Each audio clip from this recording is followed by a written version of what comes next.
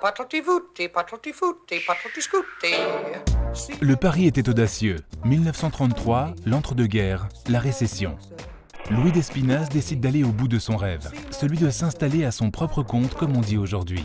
De cette boucherie, installée près de la préfecture, naîtra le groupe Despi avec 300 points de vente en France, 2000 collaborateurs et 80 ans de passion et de labeur. Cet esprit pionnier caractérise l'histoire du groupe. À partir de 1962, les deux fils de Louis, Jean-Michel et André, intègrent le commerce familial et modernisent la boucherie.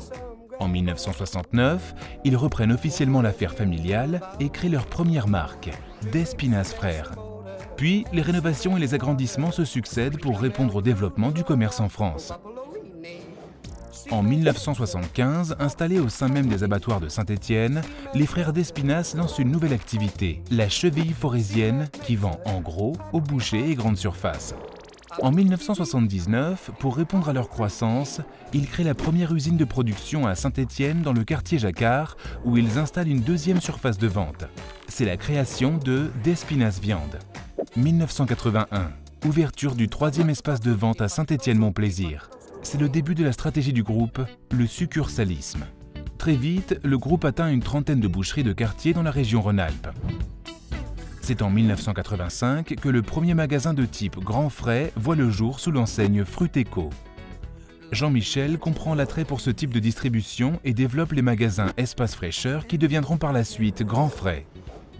En 1989, le maire de Saint-Étienne, François Dubanchet, souhaite développer un pôle viande sur le site de la Talaudière. Jean-Michel d'Espinasse saisit l'opportunité et achète un terrain de 24 000 m² à côté de ce pôle. En 1991, c'est l'opportunité du hard discount avec le groupe Carrefour. Monsieur Chaplin, responsable du développement chez ED, cherche un boucher pour insérer les boucheries traditionnelles au sein de ce concept de magasin en pleine évolution. La marque Laloyau est née. Pari risqué, mais réussi. En 1997, David d'Espinasse intègre l'entreprise et gère le réseau de distribution. En 2002, c'est au tour du deuxième fils de Jean-Michel, Laurent, de prendre la direction de la production.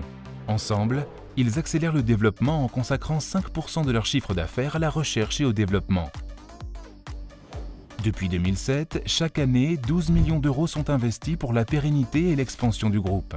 Ainsi, la troisième génération de Despi a assuré la privatisation de l'abattoir de Saint-Étienne en 2010 avec le groupe Sicarev, l'agrandissement de l'usine avec aujourd'hui 22 000 m², la rénovation des 160 ED devenus DIA, le repositionnement de la marque Despi Traiteur, le développement de l'enseigne Grand Frais pour arriver à 110 magasins, dont un à l'étranger, en Belgique, ouvert depuis avril 2013. Et aujourd'hui, un nouveau défi, la proximité avec déjà 30 magasins type provençal.